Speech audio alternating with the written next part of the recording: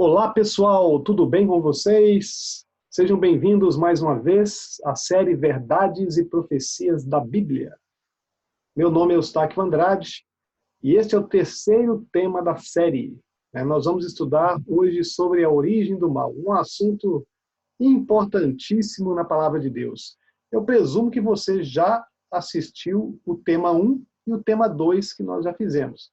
O tema 1 sobre a Bíblia, o livro, e depois o tema 2 sobre a criação, que dá uma base muito forte para entendermos um pouquinho do que vamos falar aqui, esse assunto bem importante da Palavra de Deus, a origem do mal. Se você não assistiu, vai na descrição aqui deste vídeo e lá vou deixar o link para você assistir ambos.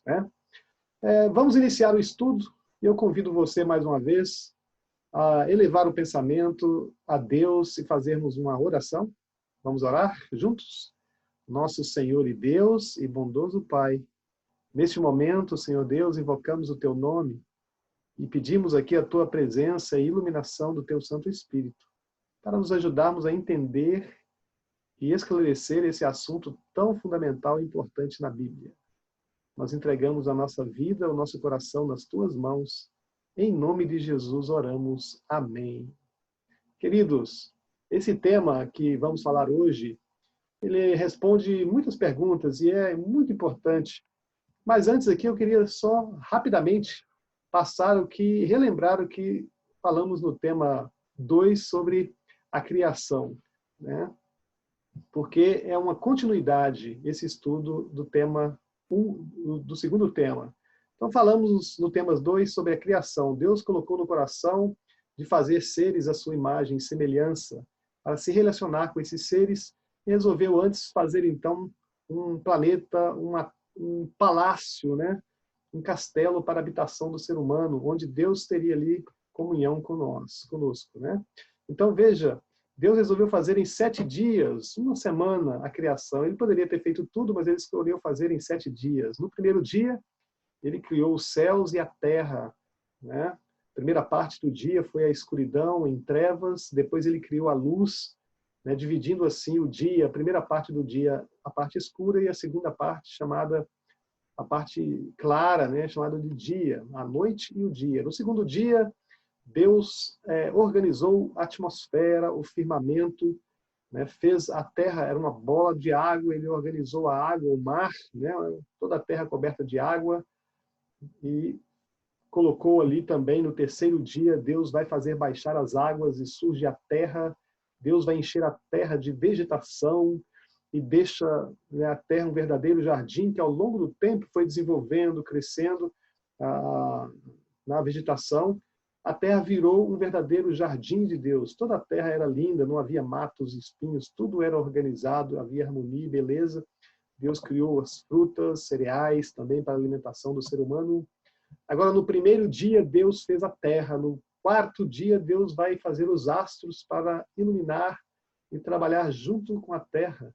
O sol e a lua, que são tão importantes para a nossa vida também. No quinto dia, Deus vai preencher aquilo que ele fez no segundo dia. O segundo e o quinto dia em paralelo. Deus vai encher o mar de vida e o ar também. Deus vai fazer os peixes, a vida marinha e também os pássaros, as aves, para embelezar o céu também e com seus cânticos, não é isso? No sexto dia vai estar em paralelo com o terceiro dia. O terceiro dia Deus fez baixar as águas e surgir a terra. Então no sexto dia Deus vai povoar a terra, fazer todos os tipos de animais, cada um segundo a sua espécie, e também o mais importante da criação. No sexto dia, Deus vai fazer o homem, e do homem faz a mulher, faz o casamento dos dois, abençoa a ambos e dá a ordem para eles se multiplicarem e encher toda a terra. No sétimo dia, o último dia da criação, Deus criou o princípio da adoração, da santificação do sétimo dia. E esse princípio vai passar por toda a história bíblica. Então, no sétimo dia, Deus abençoou, diz Gênesis capítulo 2, Deus santificou esse dia, e nesse dia também ele descansou juntamente com o homem. Deus não se cansa, mas ali para dar exemplo, ele descansou nesse dia e com certeza passou um dia inteiro com Adão e Eva no jardim do Éden, mostrando as maravilhas da criação.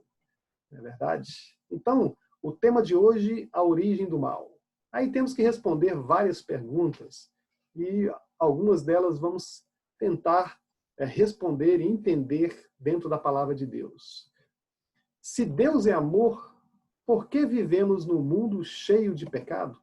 Veja que pergunta interessante. Outra pergunta que muitos se fazem, né? Por que Deus permitiu a existência do mal?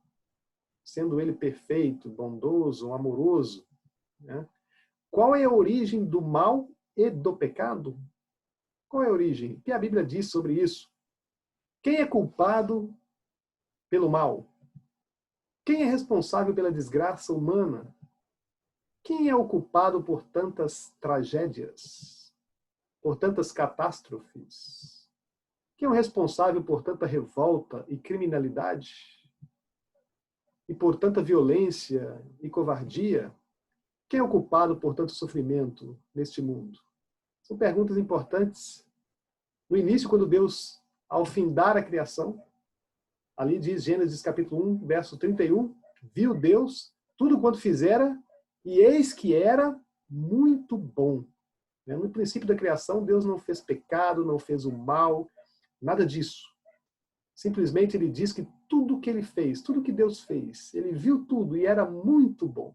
Cada dia que ele fazia, ele dizia que era bom, mas no final do sexto dia, ao completar as coisas criadas, ele vai dizer que é muito bom, e ele completa então criando no sétimo dia o princípio do repouso no sétimo dia. Veja Jó capítulo 38, verso 7, falando ali no contexto de criação, ali diz que as estrelas da alva, as estrelas são anjos, segundo o Apocalipse, capítulo 3, capítulo 1, vai dizer que as estrelas são anjos, né?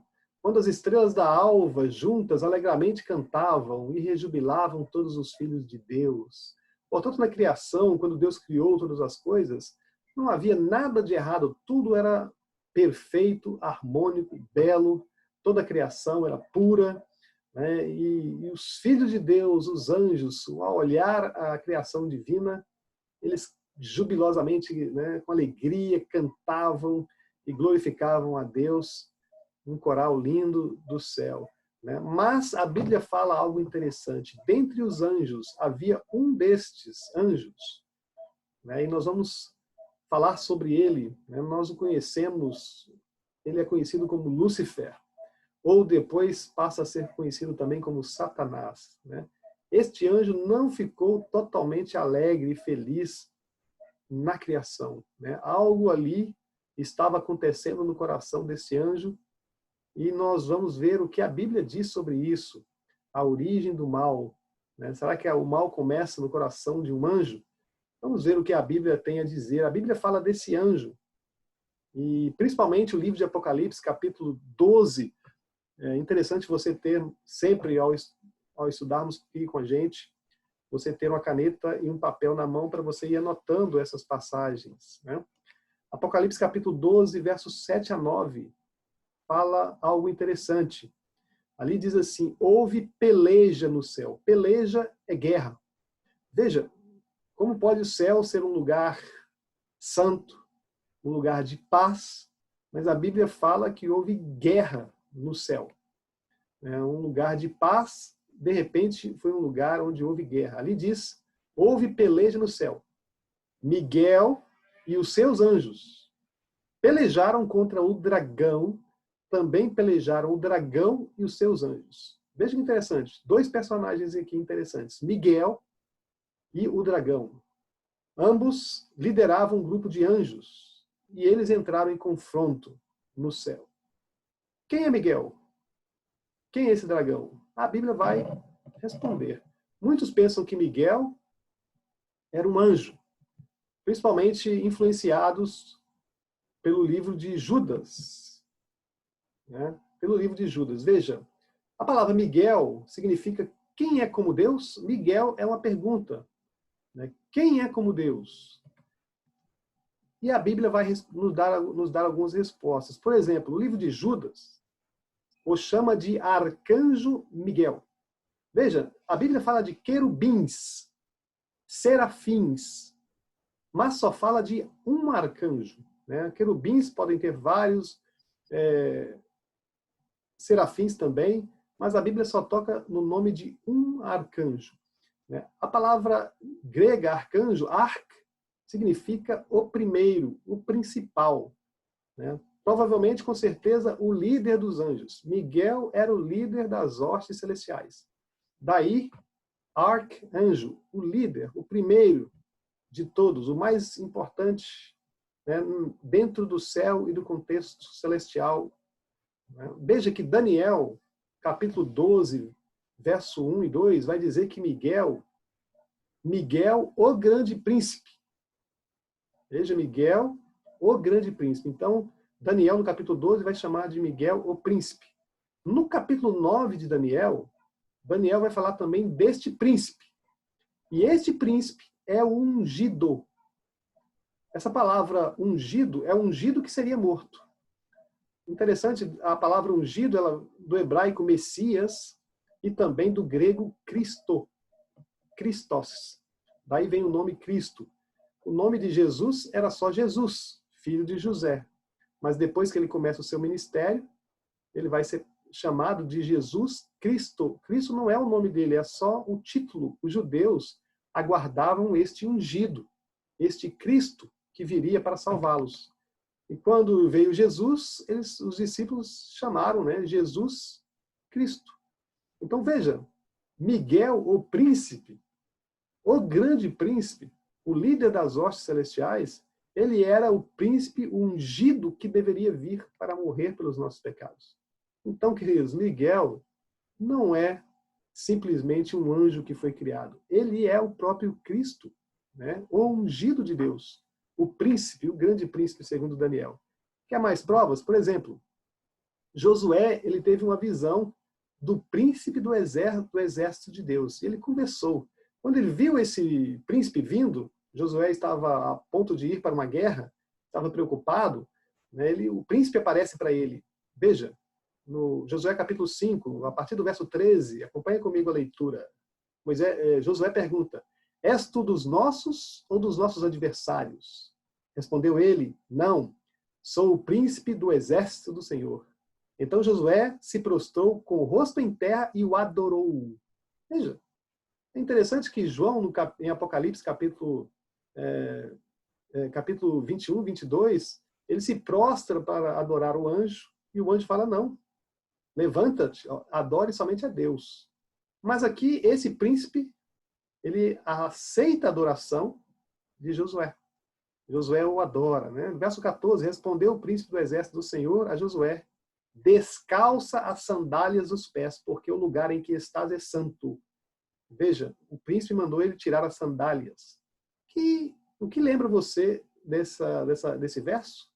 Existiu alguém que Deus mandou também tirar as sandálias? A gente vai para lá, para Moisés, capítulo 3 de Êxodo. O anjo do Senhor aparece para ele numa sarça ardente. Veja que a Bíblia fala que é o anjo que aparece para ele. Lá, veja Êxodo capítulo 3, verso 1. Apacentava Moisés o rebanho. Apareceu-lhe o anjo do Senhor numa chama de fogo, no meio de uma sarça. Veja, então, quem aparece para Moisés aqui é o anjo do concerto, o anjo do Senhor. Mas o verso continua, o verso 4 diz assim, vendo-o, o Senhor disse, não te chegues para cá, tira as sandálias dos pés, porque o lugar em que estás é terra santa. Disse mais, eu sou o Deus de teu pai Abraão. Veja que interessante, ele tem uma visão, né? Nesta visão, ele vê o anjo do Senhor. De repente, o anjo fala com ele, né? Eu sou Deus de teu pai Abraão. Tira as tuas sandálias, né? O mesmo que o príncipe falou para ele lá no livro de Josué. Então, queridos, nós estamos falando aqui, né, do anjo do Senhor. Né? Nós estamos falando aqui de Miguel, o grande príncipe ungido, é a mesma pessoa. Deus, na sua maneira maravilhosa, ele se relaciona com os seus seres, né, de maneira especial. Né? Os anjos, para os anjos, ele é o anjo do Senhor, do concerto, né? O grande príncipe no céu. Para o ser humano, antes da cruz, ele se revelou como o anjo do Senhor. Na cruz, ele se revela como um ser humano, um como um de nós. Deus se fez carne e habitou entre nós. Deus não se relaciona com seres na sua glória, pessoalmente, né? Porque o homem e os seres criados não suportariam a glória eterna de Deus. Seriam todos fulminados, né? Portanto, Deus se reveste. Quando Deus se apresentou a Abraão, Deus se apresentou como homem e ali sentou com ele, conversou com ele, comeu com ele, né? Então, é interessante. Miguel, o anjo do Senhor, o príncipe. Esse Miguel, então, é o próprio Jesus. Aí o texto faz sentido. Voltando ao Apocalipse capítulo 12, houve peleja no céu, guerra no céu. Miguel, que é Jesus, e os seus anjos, veja, Jesus lideram as hostes celestiais. Pelejaram contra o dragão, também pelejaram o dragão e seus anjos. Veja que aqui no contexto o dragão também tem um grupo de anjos com ele, né? Todavia não prevaleceram, nem mais se achou no céu o lugar deles. E foi expulso o grande dragão, a antiga serpente, que se chama Diabo e Satanás, o sedutor de todo mundo. Sim, foi atirado para a terra e com ele os seus anjos. Então veja, Miguel, Cristo, contra o dragão, Satanás. Sabemos que é um anjo querubim chamado Lúcifer. Vamos ver um pouquinho o que a Bíblia fala sobre isso, né? Então, houve uma guerra no céu, uma peleja no céu. O pecado, então, queridos, não começou na terra, começa no céu. De alguma forma misteriosa, um lugar sagrado passa a ser, né, um campo de batalha. E neste campo de batalha, Miguel, Jesus e o grupo de anjos que está com ele prevalecem contra Satanás. Por que dessa guerra, né? Aqui diz que ele seria atirado para a terra. Mas não tinha outro lugar para Deus mandar Satanás? Vai mandar para a terra? Por que ele foi mandado aqui para a terra? Mandava ir para Marte, para qualquer planeta desse universo. Mas mandar para a terra, por quê? Né? E esse estudo nos ajuda a entender isso aí. Apocalipse 12, verso 3 e 4, diz que o dragão, Satanás, levou consigo a terça parte na sua cauda, né? A sua cauda arrastou a terça parte das estrelas, ou seja, dos anjos do céu. Ou seja, de cada 3 anjos que existiam no céu, ele levou um para o seu lado.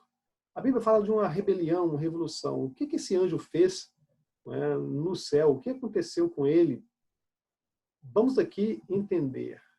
O livro de Ezequiel, capítulo 28, o profeta Ezequiel é dito a ele para profetizar uma lamentação profética contra o rei de Tiro. Tiro, uma cidade ali, ficava próximo de Israel, ao norte de Jerusalém, bem ali na região do mar, onde havia um rei e ali sempre causava alguns problemas com o povo de Deus, né? Então, era um rei mau naquela época e Ezequiel foi dito para fazer uma lamentação profética. Só que quando Ezequiel começa a falar, a gente vê que ele vai falar de um querubim, de um anjo, não especificamente daquele rei. Então, Deus vai usar a figura do rei de Tiro, né, para falar algo muito maior sobre esse anjo rebelde, esse querubim. Capítulo 28, verso 11. Veio a mim a palavra do Senhor dizendo: Filho do homem, levanta uma lamentação contra o rei de Tiro e diz-lhe: assim diz o Senhor Deus, tu és o sinete da perfeição, cheio de sabedoria e formosura. Veja, então o Ezequiel começa uma lamentação dizendo, né, tu és o sinete da perfeição. Vai falar aqui de um querubim, a gente vai ver isso. O sinete da perfeição quer dizer que esse anjo, esse querubim, ele foi criado com o selo de Deus da perfeição. Imagina o selo, né? Deus fez um ser perfeito, não só perfeito, mas o mais perfeito, com grande sabedoria e grande formosura. Né? Um anjo belo. Verso 13, estavas no Éden, jardim de Deus, e todas as pedras preciosas te cobria. Aqui, talvez o contexto não só o jardim do Éden, mas também o paraíso de Deus, o céu, ele estava lá. Né? Ele era coberto, era um anjo especial. Verso 14, tu eras querubim da guarda ungido, e te estabeleci, permanecias no monte santo de Deus e no brilho das pedras andava. Veja, era um querubim que guardava o trono de Deus. Ele era ungido de Deus também. Ele guardava o trono, ele estava próximo de Deus. Ele permanecia no Monte Santo ali, dizendo, né, onde está o trono de Deus, no brilho das pedras andava. Né? Quando a gente olha para o céu, vê os meteoros, né, quando entram na atmosfera, causa aquele brilho. Os cometas também, aquele brilho, né, numa velocidade incrível. Os anjos, eles viajam numa velocidade inimaginável. Né? Esse é o sentido, talvez, no brilho das pedras andava. Verso 15. Perfeito era nos teus caminhos, desde o dia em que foste criado, até que se achou iniquidade em ti. Veja que interessante. Ele foi criado um anjo perfeito. Né? Mas um dia o pecado entrou em seu coração. Pecado é um mistério. Como isso aconteceu? Não tem explicação. É por isso que é pecado. Algo misterioso. Deus fez algo perfeito, mas de repente ele pecou. Verso 16, na multiplicação do teu comércio se encheu o teu interior de violência e pecaste. Pelo que te lançarei profanado fora do monte de Deus e te farei perecer, ó querubim da guarda, em meio ao brilho das pedras. Né? Então ali, naquela multiplicação do comércio, é mais no sentido das relações ali no céu. Né? Por algum motivo, algo entrou no coração dele de ruim, e o seu coração se encheu, então, de violência, né, de inveja, e acabou pecando. Verso 17, elevou-se o teu coração por causa da tua formosura. Veja o que aconteceu com ele. Uma explicação aqui também, o coração dele se encheu de orgulho por causa da sua beleza. Né? Corrompeste a tua sabedoria por causa do teu resplendor. Lancei-te por terra, diante dos reis te pus, para que te contemplem. Né? Isaías 14 também vai falar deste querubim. Então veja, aqui em Ezequiel 28:17 diz que o seu coração de uma maneira estranha vai se elevar, né?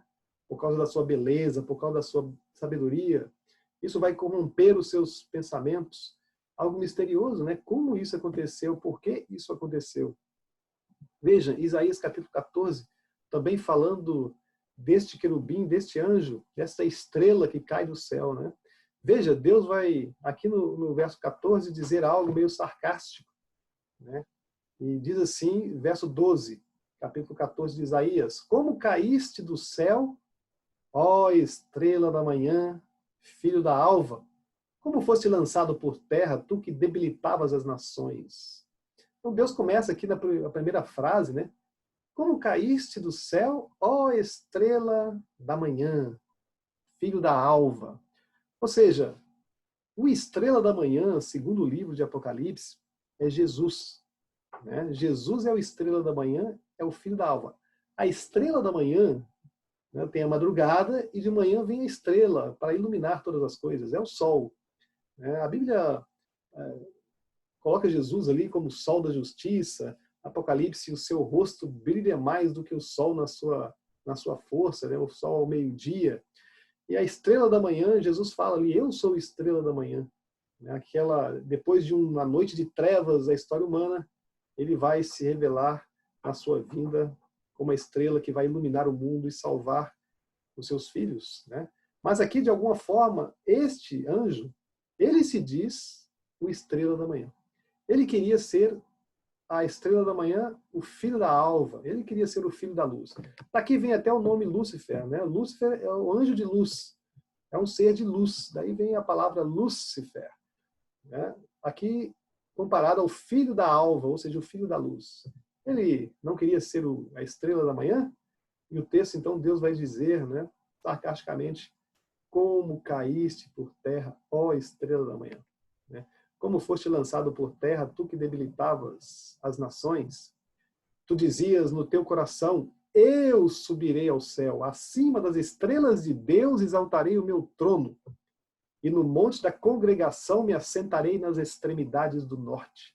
Veja, misteriosamente, esse anjo começou a pensar que, apesar de ter sido criado perfeito, formoso, o querubim, né, o principal dos anjos criados no céu, o líder de todos os anjos criados também, né? Ele não se contentou em ser simplesmente o mais belo, o mais perfeito. Ele queria subir acima das estrelas de Deus e ter um trono, assim como Deus. Ele queria participar, né, do concílio da divindade. Mas isso não era possível, né? Somente Deus, por exemplo, podia criar. E quando Deus criava, ele devia imaginar por que eu não posso criar também. Né? Eu sou tão poderoso, tão belo, tão formoso, tão influente aqui no céu. Algo começou misteriosamente a agir no seu coração, né? A ponto dele pensar em ter um trono, né? E se assentar ali, diz, nas extremidades do norte do Monte Santo de Deus. Por que isso? No santuário que Moisés fez, que foi uma cópia do santuário celestial, Deus mostrou um modelo para Moisés, mostrou o próprio santuário, e Moisés construiu uma maquete, né, no tabernáculo. A extremidade norte do tabernáculo, ali ficava a mesa de pães, os pães da proposição.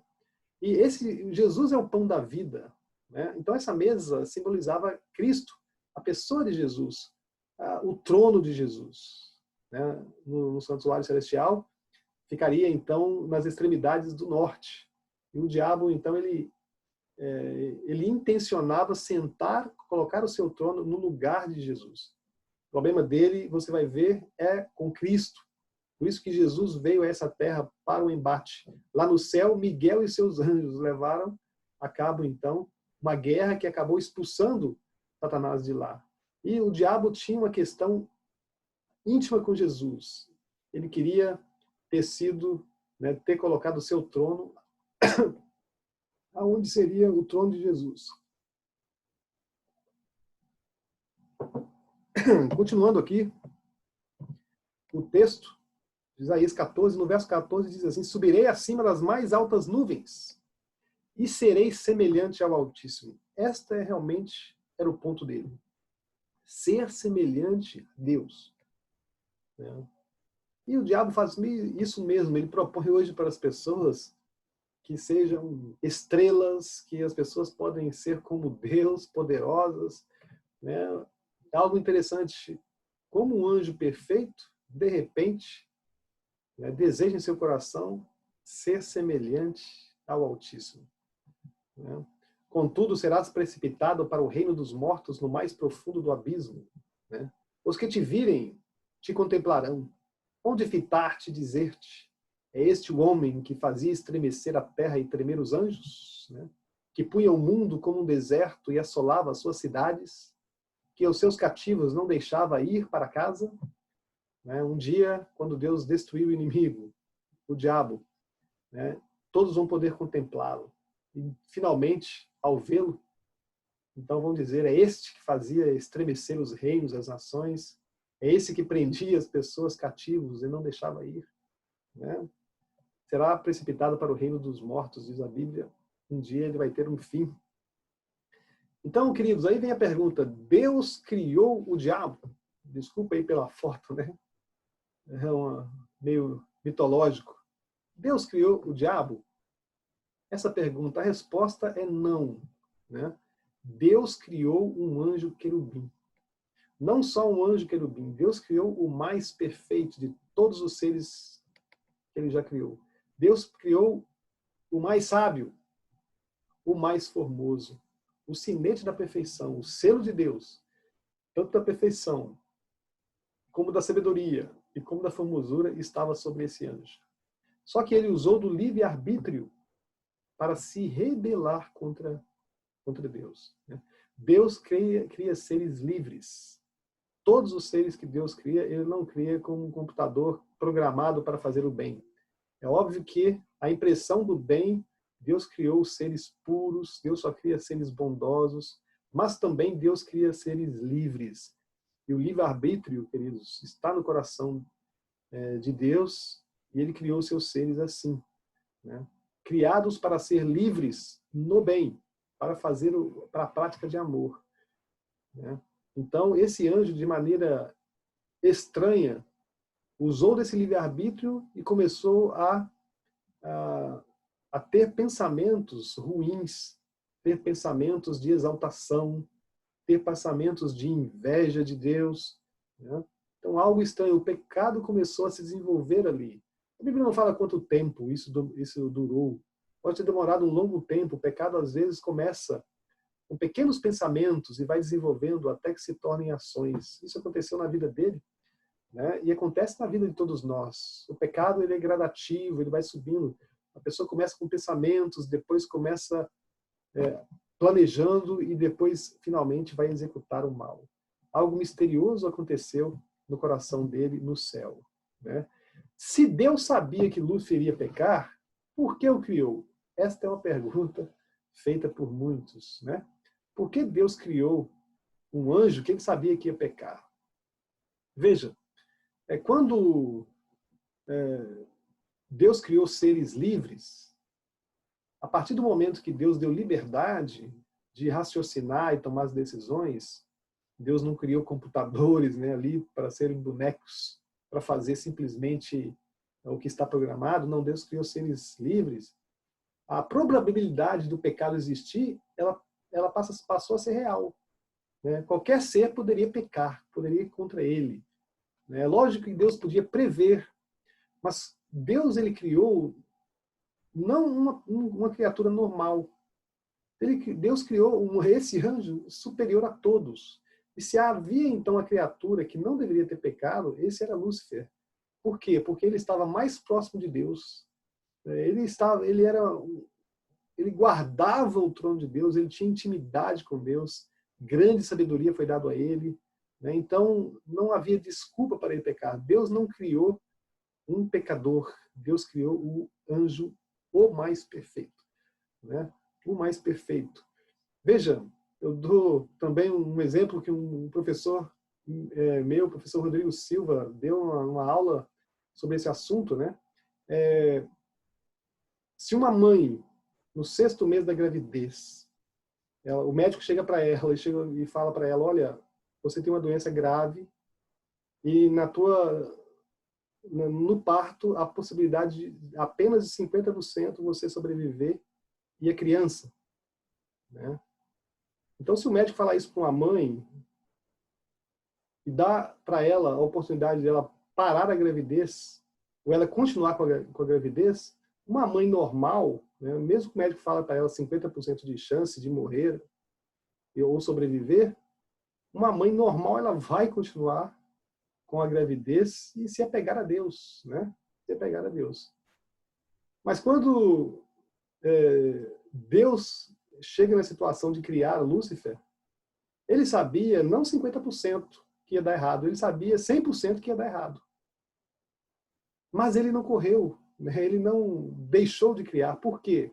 Mesmo sabendo que 50% daria errado, no final, 100% aliás, Deus também sabia que 100% ele iria acabar numa cruz.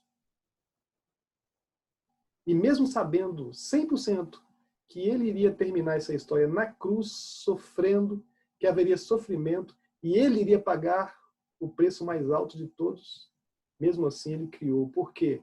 Porque Deus não estava criando um ser pecaminoso, Deus estava criando o mais perfeito de todos os seres e criaturas que ele havia já feito, né? Por que Deus, então, se ele vai destruir Lúcifer no futuro? A Bíblia fala um lago de fogo e enxofre, em Apocalipse capítulo 21 e 22. Capítulo 20, desculpa, os 3 últimos capítulos. Por que Deus, então, não destrói Lúcifer? Agora, não o destruiu lá no céu? Isso, muito complicado se Deus tivesse destruído Lúcifer lá no céu. No céu não havia pecado. Os anjos perfeitos, amorosos, não entendiam muito bem o que estava acontecendo no coração de Lúcifer, né, o seu anjo líder. Como é que seria difícil para eles entenderem, porque o pecado não existia. Tudo era inocência, né? O pecado no coração de Lúcifer era algo sutil para os anjos, né? Ali diz que ele foi enganando vários anjos e trazendo para o lado dele, colocando uma insatisfação com tudo que estava acontecendo. Né? Por que os anjos deveriam ficar no céu? Por que eles tinham leis que deveriam seguir? Né? Então, isso tudo, talvez ele foi criando uma insatisfação lá no céu. E os anjos tinham ele como um ser perfeito, não existia maldade no céu. Se em algum momento, então, Deus chegasse e tivesse destruído Lúcifer, e Deus iria criar um problema. Por quê? Porque mesmo ele destruindo Lúcifer, e Lúcifer deveria ter sido destruído, poderia ter sido destruído, né? Os anjos que ficaram do lado de Deus iam pensar o quê? Bem, Deus é amor, Deus é maravilhoso. Mas se você pensar diferente dele, ele vai te destruir. Então nós amamos a Deus, mas também não podemos pisar na bola com ele. Então no fundo do coração foi plantada uma semente de desconfiança de Deus, né? Uma desconfiança. Então Deus ficou de mãos atadas ali naquele momento. Se ele destruísse o inimigo, né, os anjos iam ficar com o pé atrás com Deus, os anjos que ficaram do lado de Deus, né? Então Deus teve que permitir que o pecado se desenvolvesse, que o próprio Lúcifer desenvolvesse a sua filosofia, a sua ideologia, para que não só os anjos do céu, mas o universo inteiro pudesse ver aonde ia dar a filosofia que Lúcifer estava levando a cabo, né? Portanto, Deus não o destruiu. Veja, aquela rebelião que houve no céu, Lúcifer então levou um descontentamento ali, a terra havia sido criada, Deus criou Adão e Eva, ele ficou ali com inveja, com certeza, e causou uma revolução no céu, a ponto de 1/3 dos anjos ficarem do seu lado. Veja o tamanho da influência desse anjo, né? O poder de influência que ele tinha. 1/3 dos anjos, a Bíblia não fala quantos, miríades de miríades, milhões de milhões, talvez sejam bilhões, né? Então, ele tinha um poder de persuasão muito grande. E ele então, queridos, com certeza, Lúcifer, ele vai traçar planos, né? Quando Deus criou Adão e Eva, Deus havia falado para Adão e Eva em Gênesis capítulo 2, verso 15, né? Deus coloca Adão no jardim, no verso 16 e 17, vai dizer assim: tomou, pois, o Senhor Deus ao homem e o colocou no jardim do Éden para o cultivar e o guardar. Verso 15, né? E o Senhor Deus lhe deu esta ordem: de toda árvore do jardim comerás livremente, mas da árvore do conhecimento do bem e do mal não comerás, porque no dia que dela comeres, certamente morrerás.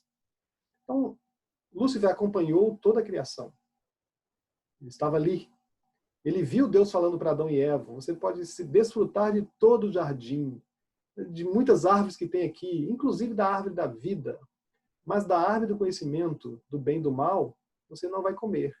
Porque se você virar as costas para mim, aqui está um ponto de fidelidade. Eu te dou toda a terra, todos os frutos, todas as árvores, mas não toque nessa árvore. Essa árvore Deus cria como ponto de fidelidade de Adão e Eva. Eles não deveriam comer, mas respeitar essa posição de Deus, né? Havia um grande conflito que começou no céu. E todos os seres do universo, queridos, tinham que decidir em que lado estaria desse conflito. Os anjos tomaram a decisão. 2/3 ficaram do lado de Deus e 1/3 resolveu ficar do lado de Satanás, Lúcifer, né? E Lúcifer sabia, dentro do contexto da criação, que o homem viveria eternamente, comeria da árvore da vida. No entanto, se ele desobedecesse a Deus, ele iria morrer. Se ele comesse daquele fruto proibido, ele iria morrer. O diabo, então, sabendo disso, ele sabia que as consequências do pecado dele também seria a morte. Então ele estava fadado à morte. Não só ele, como seus anjos. Então eles começaram a maquinar planos, né? O que fazer? Então veio a ideia, né? Sabendo que estavam perdidos, Satanás teve a ideia de fazer com que o homem viesse para o lado dele, nessa rebelião. Tentar, de alguma forma, levar com que o homem caísse em pecado. Porque se o homem caísse em pecado, veja só, um ser que Deus tinha criado há algum tempo. A Bíblia não fala quanto tempo foi da criação até o pecado de Adão e Eva. Mas algum tempo passou, talvez até anos, a gente não sabe, né? Então, veja, um ser que Deus havia criado, um ser puro, tudo tranquilo na vida deles, de repente esse ser pecasse contra Deus. Se Deus cumprisse a sua palavra, matando Adão e Eva, Lúcifer então teria um argumento. Ele diria que Deus, vejam, mostraria para os seus anjos e também mostraria para o universo, dizendo: Deus não é tão bonzinho assim. Se você não pensar como ele te destrói e te mata. Deus não é tão bonzinho assim. Talvez fosse um argumento que eles pensaram. Outro argumento, talvez, um outro plano, né, eles fazendo com que Adão e Eva pecassem, talvez uma possibilidade era que Deus perdoasse Adão e Eva. Vamos pensar aqui na mente dos anjos caídos. Talvez Deus iria perdoar Adão e Eva. E se Deus perdoasse Adão e Eva, teria que perdoá-los também. Não seria justo Deus perdoar Adão e Eva pecando, né, virando as costas para ele, e não perdoar os anjos. Então, talvez ali, Adão e Eva caindo, talvez viria o perdão. E o outro ponto é que talvez da Adão e Eva, Deus não matasse, mas também não perdoasse, deixasse para lá a terra. Então Satanás, Lúcifer e seus anjos pensaram: talvez a gente vai viver na terra, construir ali o nosso reino, comer da árvore da vida e viveríamos eternamente na terra com o nosso reino. Então, de alguma forma, eles maquinaram ali, juntos, né, um plano para fazer com que Adão e Eva pecassem, né? Então, eles tiveram, com certeza ali, pensando como iriam fazer aquilo. E Adão e Eva levavam a vida tranquilos lá no Jardim do Éden. A Bíblia diz que Deus conversava ali com Adão, né? No dia que Adão e Eva pecaram, Deus foi pessoalmente lá. Não havia o porquê Deus não se manifestar, não, né, para Adão e Eva. Os anjos estavam ali, não havia separação entre o nosso mundo e o mundo espiritual, né? Tinha um relacionamento. Adão e Eva viviam felizes, cada vez aprendendo mais.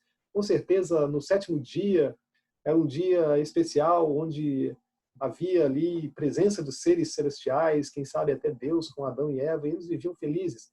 Adão e Eva, com certeza, conheciam da história. A Bíblia não diz, mas conhecendo a Deus, com certeza o pecado, essa história foi revelado para Adão e Eva da guerra que havia no céu. E eles, com certeza, esperavam a vinda de Lúcifer para tentar convencê-los a ficar do lado deles, né?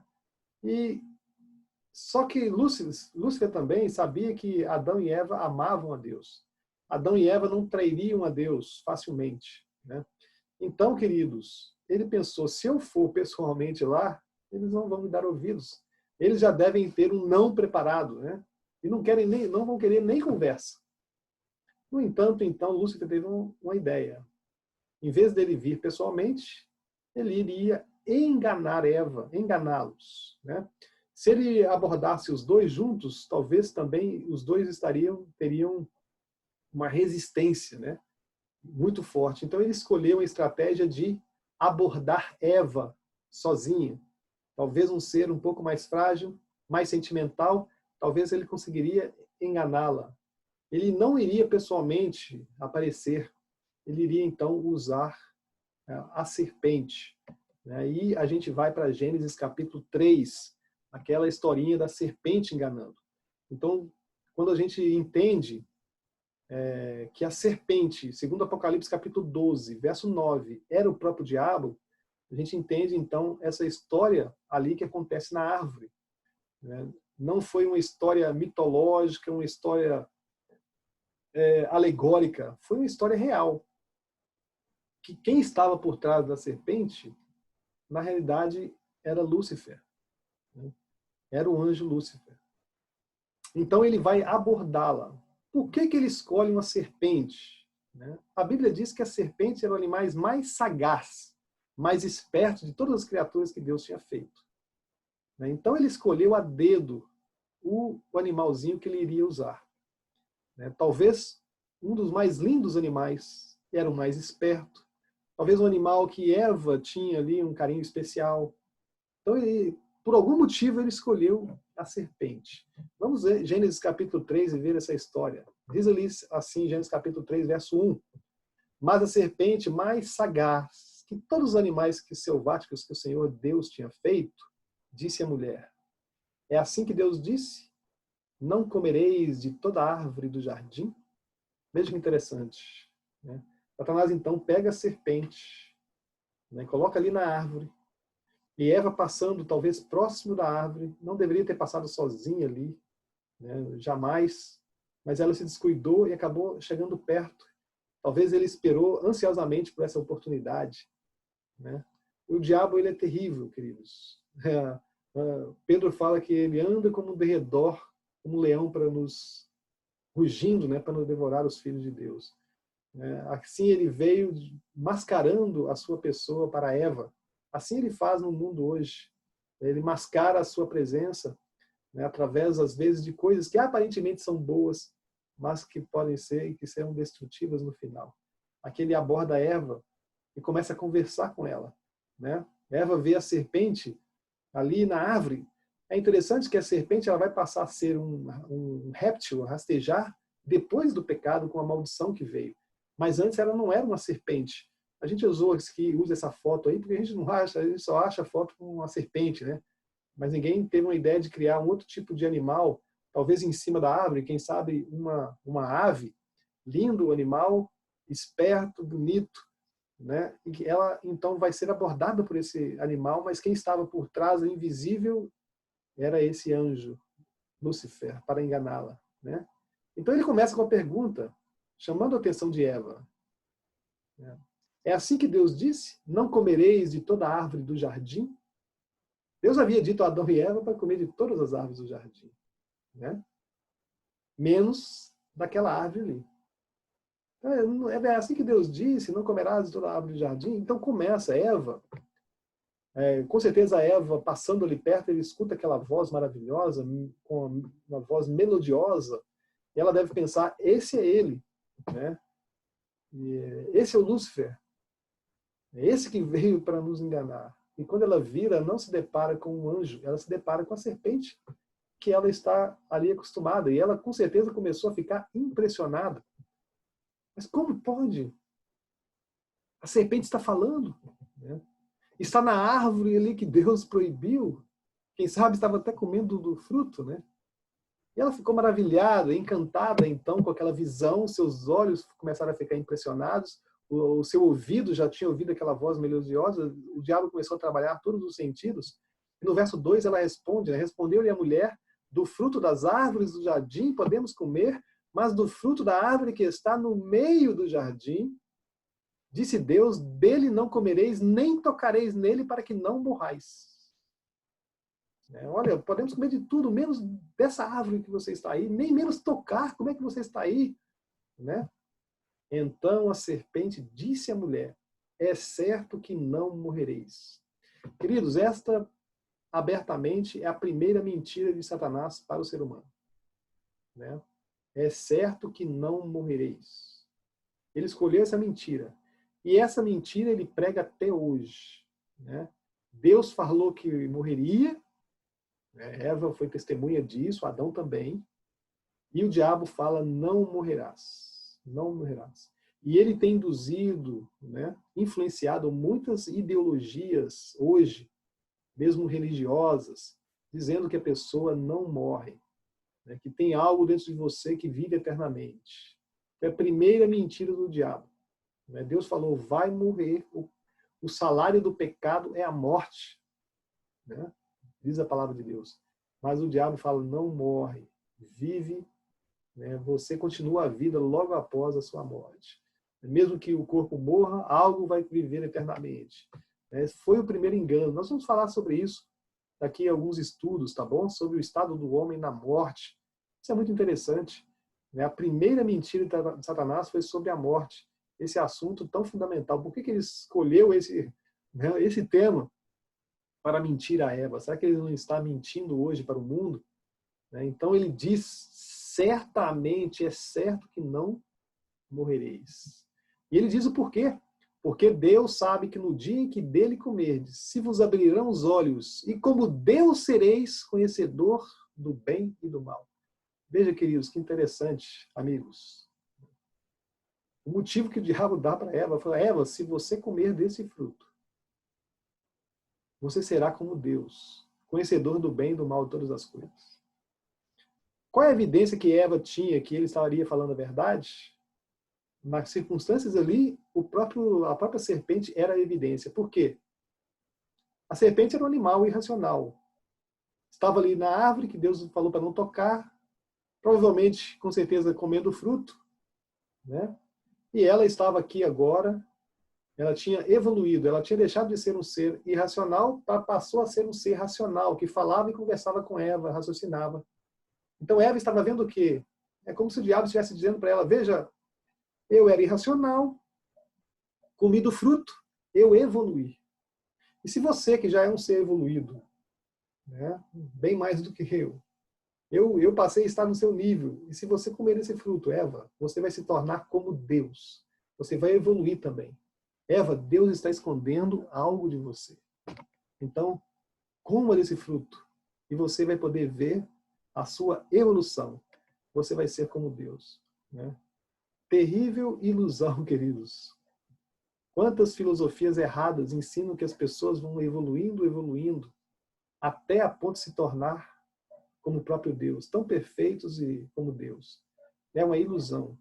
A humanidade não está evoluindo, ela está regredindo, né? Se a humanidade estivesse evoluindo, né, você veria transformação, mas os mesmos problemas que a humanidade enfrentou no passado está enfrentando hoje, né, num grau muito pior. Então, aqui foi uma ilusão do Satanás. Não morrerás. Você vai evoluir até se tornar como Deus. Que filosofia terrível que é ensinada por ele, ecoada desde a queda lá no Jardim do Éden. É ecoada em lugares aí, em filosofias até hoje. Eva, come, né? Aproveite. Vendo a mulher, veja o desastre agora. Verso 6 de Gênesis 3. Vendo a mulher que a árvore era boa para se comer, agradável aos olhos, árvore desejável para dar entendimento, tomou-lhe do fruto e comeu. E deu também ao marido, e ele comeu. Veja, a árvore boa para se comer, né? Agradável aos olhos, e árvore desejável para dar entendimento. Ela viu que a árvore é tudo isso. Mas quando a gente compara lá Gênesis capítulo 2, verso 9, quando Deus criou o jardim, criou todas as coisas, ali diz assim: do solo fez o Senhor Deus brotar toda sorte de árvores agradáveis à vista, boa para alimento, e também a árvore da vida. Veja, o que o diabo estava oferecendo é o que Deus já tinha dado para Eva lá, né, no capítulo 2, verso 9, na criação, quando Deus fez o jardim do Éden e os colocou lá. Então, comparando, veja, lá no jardim, Deus fez árvores agradáveis à vista. Aqui Eva viu, então, que a árvore era agradável aos olhos. Também lá diz na criação que Deus fez a árvore, as árvores lá eram boas para alimento. A Eva viu que essa árvore proibida também era boa para se comer, em Gênesis 3, verso 6. E Deus criou lá no Jardim do Éden a árvore da vida. E Eva viu que essa árvore do conhecimento do bem e do mal, ela era a árvore desejável para dar entendimento, né? Então, queridos, tudo que o diabo prometeu a Eva, Eva já tinha recebido de Deus. Ela já tinha não só uma, mas muitas árvores agradáveis à vista. Muitas árvores cheias do jardim de árvores que eram boas para alimento. E a árvore da vida, que dava vida eterna. É o símbolo da vida eterna. Que daria não só vida eterna, mas saúde física, mental e espiritual eternamente. Vindo no pacote de sabedoria, entendimento e conhecimento de todas as coisas. Mas o diabo oferece uma árvore, né, que era a proibida por Deus. Essa árvore, aos olhos de Eva, parecia boa para se comer, parecia agradável à vista, e parecia que iria dar para ela, então, entendimento, assim como deu para a serpente. Mas tudo isso é uma ilusão. Tudo que o diabo oferece nesse mundo, a glória desse mundo, as riquezas desse mundo, né, os vícios desse mundo são só ilusão. aparentemente, um tempo de satisfação. Depois vem a realidade. As riquezas só podem produzir, não que a riqueza seja uma maldição, mas a Bíblia diz que o dinheiro é a raiz de todo o mal, né? O amor ao dinheiro. Não o dinheiro em si, não as riquezas. O céu é uma riqueza extrema. Deus vive num lugar tudo de ouro, o céu é um lugar maravilhoso, a nova terra, a nova Jerusalém, tudo vai ser de pedras preciosas, né? Nada de ruim com isso, mas o amor a isso, oferecido pelo diabo, a glória deste mundo, o poder, né? Quando o diabo abordou Jesus para tentá-lo, ele tentou com apetite, né? Com a presunção em ter orgulho, né? Ele tentou com as coisas dos reinos desse mundo, a glória desse mundo e também a adoração. Então, a mesma tentação de Jesus foi a tentação de Eva, e Eva caiu nas armadilhas de Satanás, né? Ali diz, o finalzinho do verso 6, tomou-lhe do fruto e comeu. Deu também ao marido e ele comeu. Veja, a primeira atitude de Eva depois do pecado foi levar o marido, induzi-lo também ao pecado. É interessante o que Paulo fala em 1 Timóteo, capítulo 2, verso 14, diz assim, e Adão não foi iludido, mas a mulher, sendo enganada, caiu na transgressão. Então, Eva foi iludida, né? É interessante que alguns creem que Eva e Adão estavam juntos na hora da tentação da serpente, e isso com certeza não foi assim. Satanás pegou Eva primeiramente separada e ela vai levar o fruto para Adão, porque se tivesse os dois juntos ali, Adão tomaria a frente na conversa, com certeza. Mas quando Eva então leva o fruto aonde ele estava, a Bíblia diz que Adão não foi iludido, a serpente não o iludiu. Ele entendeu a realidade. Ele entendeu que Deus havia dito que se eles comessem do fruto, iria morrer. Ele entendeu que Eva estava então destinada à morte. E ele começou a pensar que iria ficar sem a sua amada. E mesmo Eva ali tentando dizer para ele que ela, ao comer, sentia uma satisfação gostosa, né, que ela, aparentemente, algo estranho aconteceu, aparentemente ela estava se sentindo bem, é como uma droga, quem a usa, né? No primeiro momento parece uma sensação boa, mas não fala das consequências que vêm depois, né? Do vazio e do profundo do coração. Adão, então, não foi iludido. Quando ele pega o fruto, ele decidiu, então, que não ficaria sem a sua esposa. Seria demais para ele a sua amada morrer. Então, numa forma de amor cego, ele toma o fruto e pensa, olha, eu vou comer, se Deus perdoar, perdoa nós dois, se Deus nos matar, que mate nós dois. Então, num momento de loucura, sem raciocinar bem, Adão então fecha com Eva e come o fruto. Por isso que a Bíblia vai responsabilizar Adão pelo pecado, porque Eva foi enganada, iludida. Adão não, ele teve a oportunidade de pensar, raciocinar e se colocou do lado contra Deus, se colocou do lado de Satanás, foi infiel a Deus, colocando-se do lado do inimigo na rebelião contra Deus, voluntariamente. Por isso a Bíblia o responsabiliza, sim, pelo pecado, né? Em Gênesis 3:7 diz, abriram-se então os olhos de ambos, e percebendo que estavam nus, coseram folhas de figueira e fizeram cintas para si. Adão e Eva provavelmente andavam revestidos da glória de Deus. E não sentiam ali vergonha, mas de repente, depois que passou ali a satisfação do pecado, de ter comido a fruta, realmente abriram-se os olhos de ambos. Aí eles viram que estavam agora aonde eles se enfiaram, né? Começaram a ter sentimentos de culpa, de medo, né? Então, a primeira coisa, eles ficaram com vergonha, talvez a glória de Deus não estava mais revestindo, com certeza não tinham mais a glória de Deus revestindo eles, como os anjos, né, que andam vestidos com a glória de Deus, né? Então eles correram lá nas plantas, coseram, costuraram, né, folhas de figueira e se tamparam, e se cobriram com essas folhas. Qual seria a reação? Qual foi a reação de Eva e Adão? Reação de medo, pavor, né? Se escondendo. E a reação de Lúcifer e seus anjos? Agora, uma reação de exaltação, com certeza houve uma alegria infernal no coração deles, deve ter feito uma grande festa ao fazer com que Adão e Eva pecassem. E agora a reação de todos, né? O pensamento de todos se voltavam para Deus. O que aconteceria? O que Deus iria fazer? Lúcifer agora esperava a reação de Deus. Os anjos que caíram esperavam a reação de Deus. Os anjos que ficaram agora do lado de Deus, no céu, com certeza tiveram grande tristeza ao receber a notícia da queda de Adão. Adão e Eva haviam se colocado ao lado de Lúcifer na rebelião. E os anjos do lado de Deus ficaram pensando qual será a reação de Deus. Será que Deus vai cumprir a sua palavra? Vai destruí-los? Será que Deus vai passar a mão na cabeça deles, perdoá-los? Né? Será que Deus vai destruir Lúcifer também? Então houve uma grande expectativa a partir daquele momento, o que Deus iria fazer. Em Gênesis 3, verso 8, nos diz a seguinte frase. Adão e Eva, né, escondidos, diz ali, quando ouviram a voz do Senhor, Deus, que andava no jardim pela viração do dia.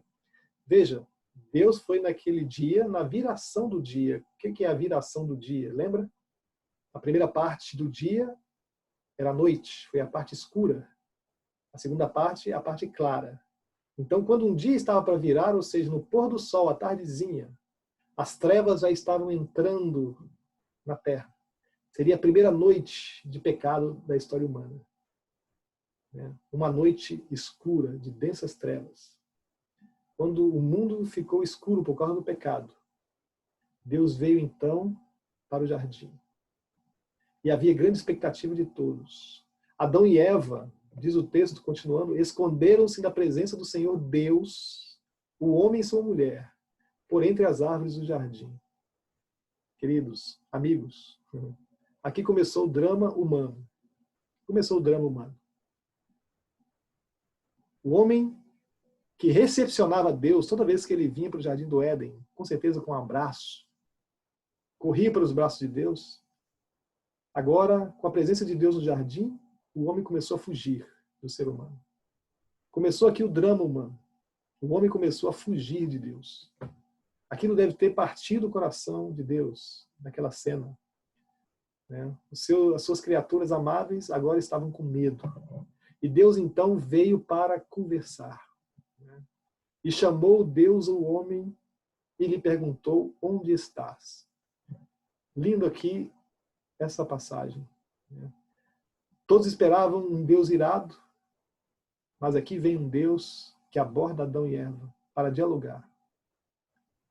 E enquanto, queridos, o homem estiver disposto a dialogar, Deus estará disposto a dialogar.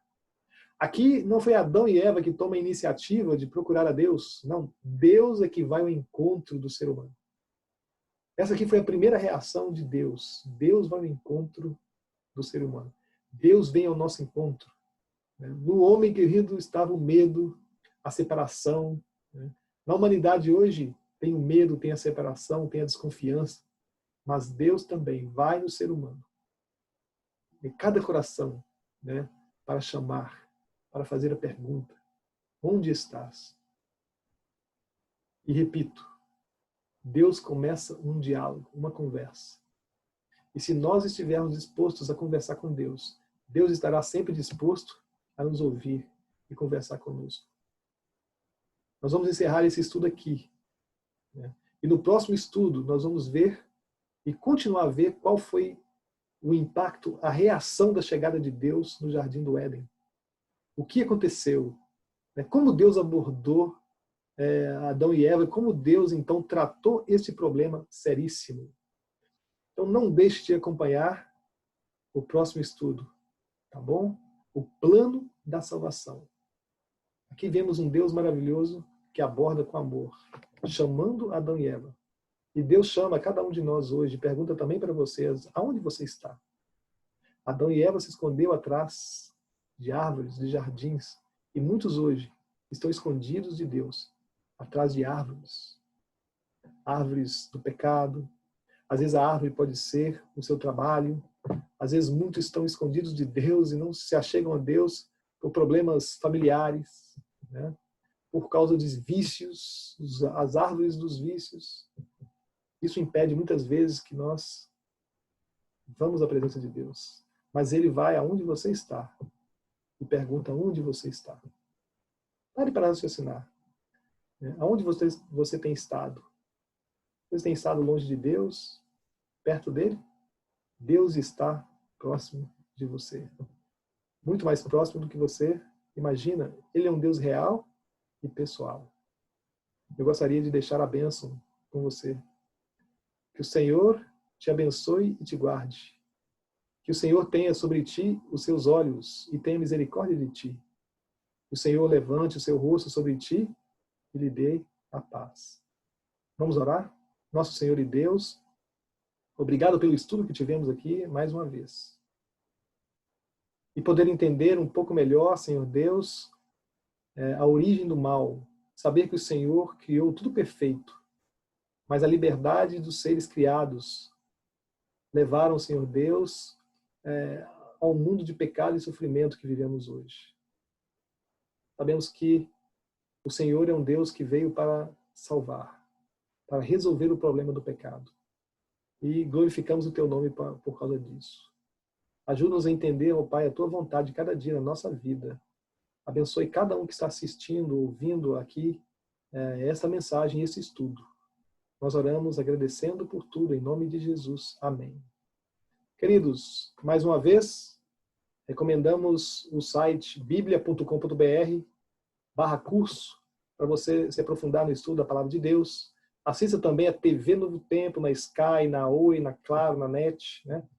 E também ntplay.com ao vivo, você pode acessar a TV Novo Tempo, né? Aí aonde você está, no seu celular, no seu computador também, tá bom? Se você não tiver outros acessos. Deus abençoe, não deixe de compartilhar, tanto no Facebook como no YouTube. Vou deixar a descrição dos links aqui para você compartilhar e também os links dos estudos anteriores, tá bom? Deus abençoe cada um de vocês e até breve o próximo estudo.